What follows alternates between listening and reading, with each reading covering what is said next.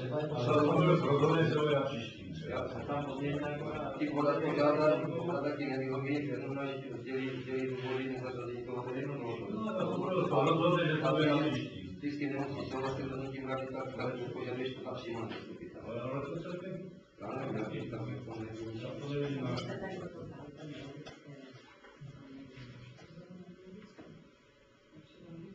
Že to zákona logické, proč se tam vypustí? To faktu. Když to tam chcete teda nechat. Ta rada s tím bude ještě víc práce, bude zdůvodňovat, proč to zamítla. Ten zastupitel se musí znovu dožadovat.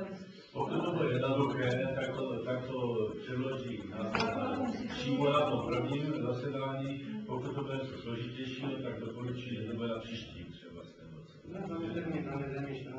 No to ale když to nestíhne rada do 14 dnů, byl dostat do 14 dní předtím, 20 dní by měla rozhodnout, zařadí, nezařadí, projedná to, ale je to takové...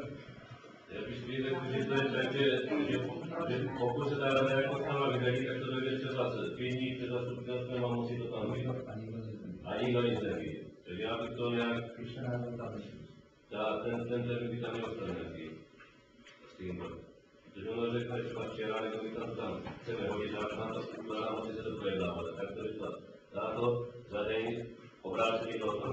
Musí se to projednat, ale není jasně řečeno, že na to třeba je potřeba k tomu nějaké materiály, třeba to další. A to by mělo být to důvodnění, proč to není na jméno.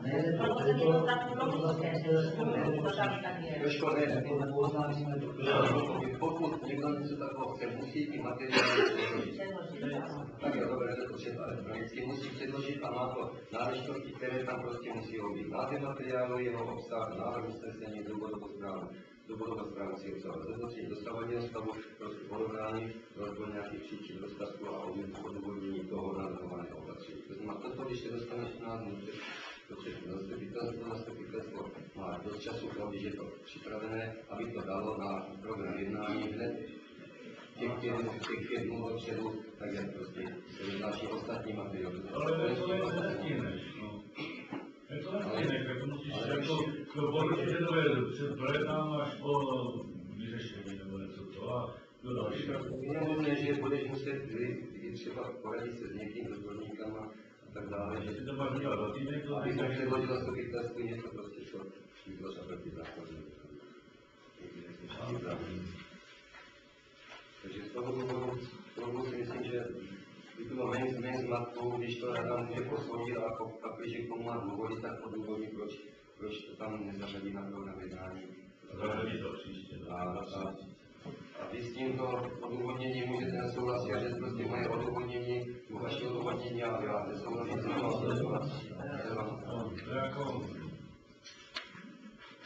to nejde tak, jak to udělat do týdne, že to všechno stalo.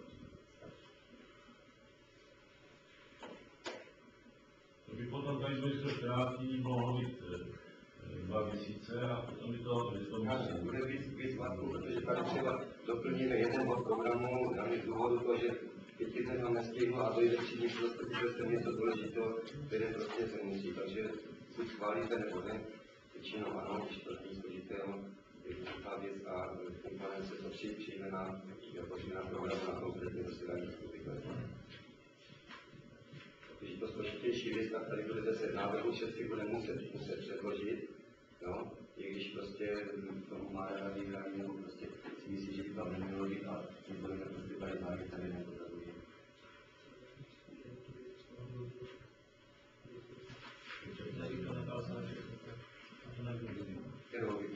Nevyhovění musí navrhovat ten důvod nezařazení. Takže to nestíhne. Ničemu se jako nevadí, ale se takže rada pojedná a nezařadí, jo? Aniž by odpověděla dotyčnému, to se mi taky nelíbí. Ne, já myslím, že je to tam jenom pojedná zařazení. Pojedná rada zařazení. Ona nerozhodne, jestli zařadí nebo prosím. Rada rozhodne, že to bude prosinci. Jenom to jenom projedná. Nebo to je července. Rada pojedná A sdělí, že to bude příště. Rada pojedná, na to znám se ten bod programu navrhovatelné nevidí. To nevyhovuje. To vůbec nevyhovuje, že se bavíme o jednom to samé. Budeme tam dát, Nebyl návrh, se myslí, že byl návrh podaný, Ona to a zavedla rada na zastupitelstvo červnu třeba.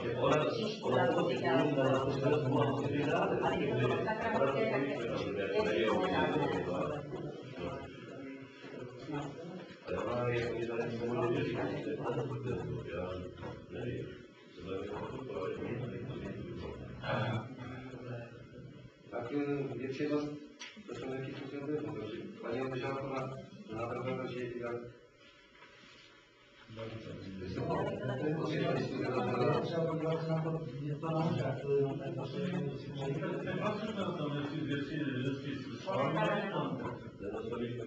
Napište poslední dvě věty, protože podle zákona musí vyhovět.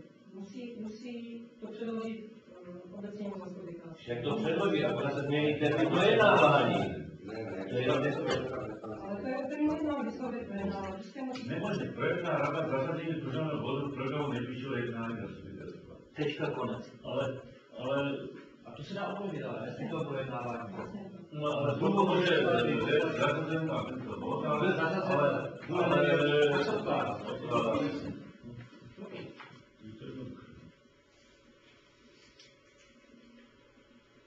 Jenom vypustit poslední dvě věty a bylo by to všechno stejné. projedná v prvním případě, takže to tím řešíme. Projedná rada zařazení požadavného programu.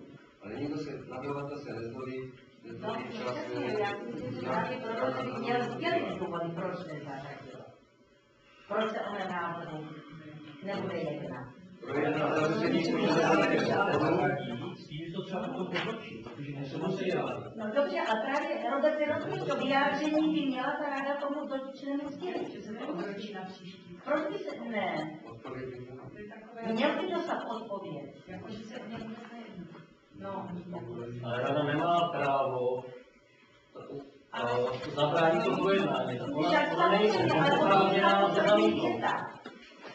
že stejně o tom bude nakonec zastupitelstvo jednat. Pak nemůže rada projednávat zařazení, to znamená zařazení nebo nezařazení. No. Pakliže je povinné. já to nechám celé. Jo, asi tak, taky to nemá logiku takové. Projedná zařazení. Tak bude povinná předloží tento bod, nebo zařadí tento bod do programu a šluz. Pak když je povinná, nesmí. A zastupitelstvo se pak může pozměnit. Řekne, já navrhuji zrušit tento bod programu přímo na jednání a tento bod programu zastupitelstvo zruší nebo nezruší.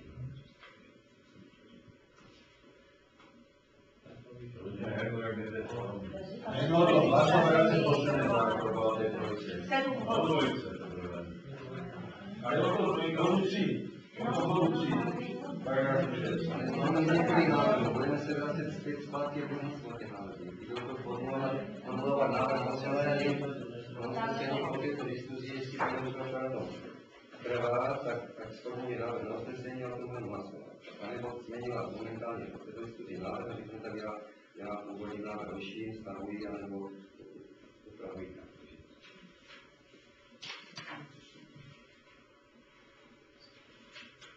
Pokud zákon říká, že rada nemá právo rozhodnout, tak se musíme řídit tím zákonem. Prostě to tak je a jestli my to tady už budeme projednávat, to odhlasujeme, nebo se vlastně, že nebude, to už je další věc. Tady přece nemůžete mít článek, že budete psat nějaké vyjádření a tak dále. Prostě zákon je to jasné. Rada to musí přijmout a navrhnout. Že ono to přijme. Takže se to tady na začátku odhlasuje, jestli se to bude projednávat nebo nebude a hotovo. Tak tady se dá formulovat větu asi takhle, požádali to písemně člen zastupitelstva obce v době nejméně 14 dnů před konáním zastupitelstva, rada obce zařadí tento bod do programu. A ne rada obce projedná a zařadí.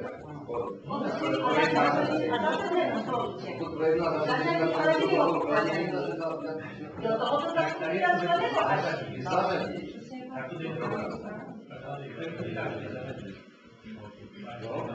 Zastupitelstvo Šápka, rada obce zařadí, rada obce, zařadí požadovaný.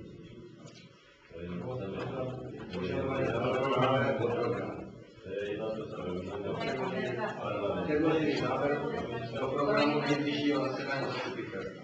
Pakliže ne, tak musíme ho odmítnout. Zařadí návrh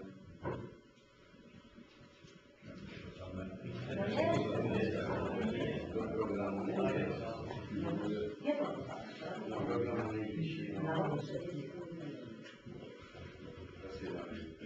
Projedná rada a zařadí. Projedná rada a zařadí požadovaný bod do programu nejbližšího jednání. Tak se škrtají poslední věc. No.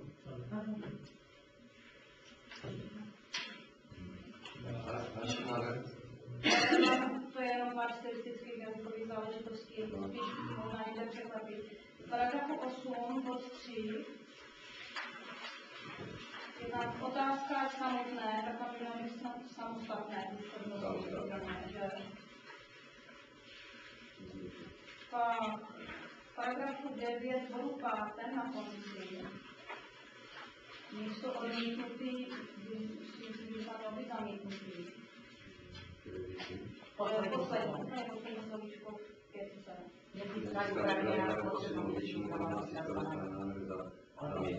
Návrh se zamítal, co se jde přijat. V paragrafu 10, bodu 3, v tom prvním řádku na konci předkládá rada obce 3 jednání zastupitelstva. No, prostě z toho připadá.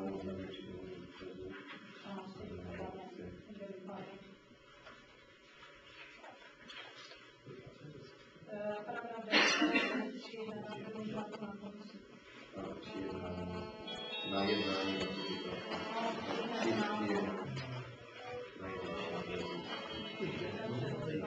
A pak tady mám ještě v paragrafu 14.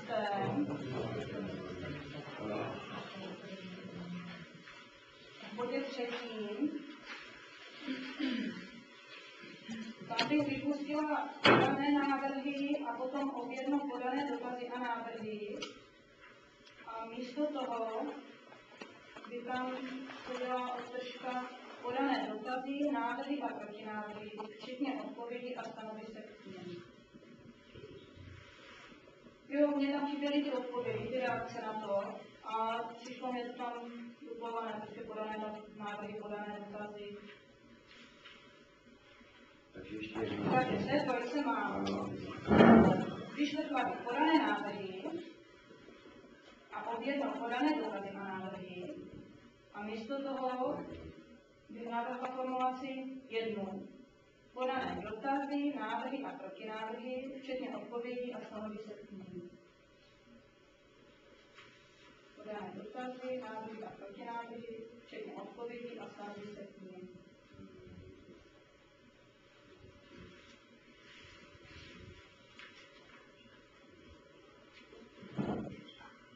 Včetně odpovědí a stanovisek k nim.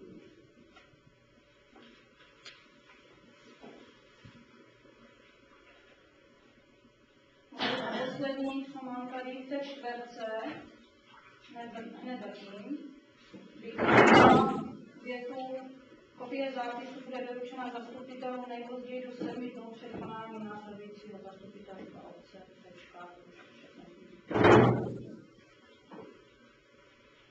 ve čtverce? Ano, kopie zápisu bude doručena zastupitelům nejpozději do 7 dnů před konáním následujícího zastupitelstva obce. To si odmáte vyjmenovat s tím, co se tady bavili, že ten zápis je kopírovaný, a vy si můžete velice pochodit, vypsat nebo něco, ale já osobně vám to nedám, abych se nedopustil. Takže jestli to na místě odpovím, tak to je taky podpůr. Jestli s tím budete používat ty jména, co jsou tam, a Takže to máme no, takže to je problematické. No a kdybych to dostala mailem, ten Tak vám musí vyškrtat jména a takové věci a... Já nemůžu úřední listinu pořídit. Já nemůžu tam zařeznat i narození, aby ten úředník tam musí stát v té podobě, jak je to na originál napsáno. Takže vy si můžete dát výpisy, jestli si to ofotíte nebo tak dále. Já vám to nepošlu ani jeden, protože vy vypícháte mail, je to od obecního úřadu a máte důkaz, že jsem vám to poslal. A hned mi budete na soud, že se porušilo zákon.